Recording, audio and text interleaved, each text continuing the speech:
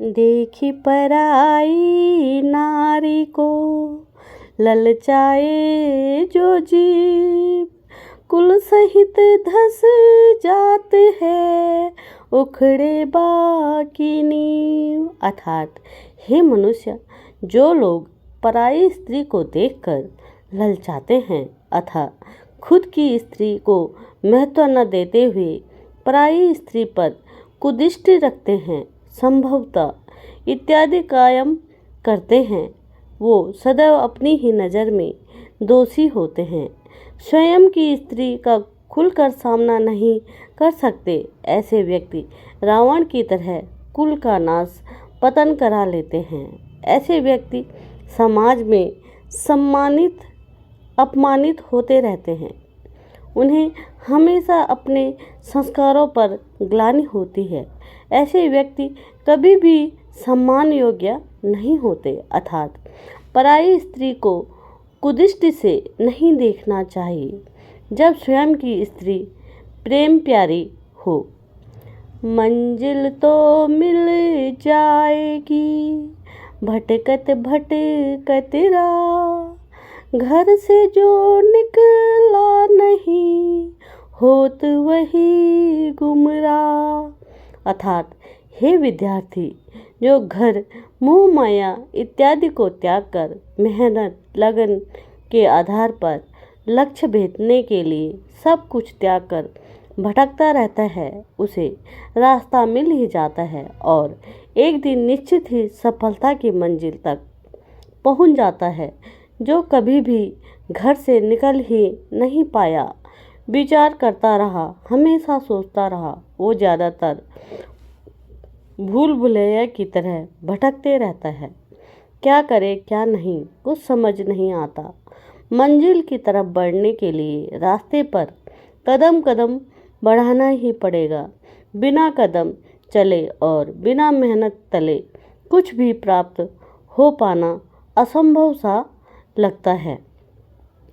क्या होता है जंग में, ध्यान दीजिए, क्या होता है जंग में कागजी अफराद, हिम्मत लड़ती रही क्या होती तादाद। अर्थात जब युद्ध की घड़ी हो तो बहुत से व्यक्ति अपराध यानी कि अपराध भी कागज के बने पुतले के समान हो जाते हैं।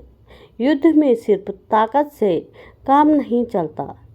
युद्ध में विजय प्राप्ति के लिए अंतिम क्षण तक अपनी हिम्मत को बनाए रखना है, जिसका काम उसे निरंतर आनंद देता है। करना चाहे कोई जब रास्ता रोकता है तो निरंतर इतनी मधुर और मग्ध लगती है कि रास्ता रोके जाने पर ही हिम्मत और हौसला और भी ज़्यादा बढ़ जाता है। यही जंग में सफलता रूपी मूल मंत्र है, निरंतर प्रयास है। मीठी बाणी कोकिला बेसुर का गाबो, एक लोगों के कर्कशा दूजा अमृत घोल। कोयल अपनी वाणी की मधुरता के गुण के कारण सभी के द्वारा पसंद की जाती है, परंतु कौवा अपनी कर्कश वाणी के कारण गुणहीन होने पर भी सम्मान नहीं पाता है। कौवे की बोली बहुत कर्कश और कानों में चुभन जैसी लगती है, वही कोयल की बोली बहुत मधुर होती है, जबकि दोनों के रंग काले एक जैसे होते हैं। अतः हमें अपनी वाणी में कोयल की वाणी जैसी मधुरता विनम्रता रखनी चाहिए। पाछे खींचत जात है आगे छोड़न तीर, बुरे दिन लड़ना पड़े फाटे बनत पनीर। फकीरा दृष्टि से जो देखा उसके भाव समर्पित हैं। धनुष बाण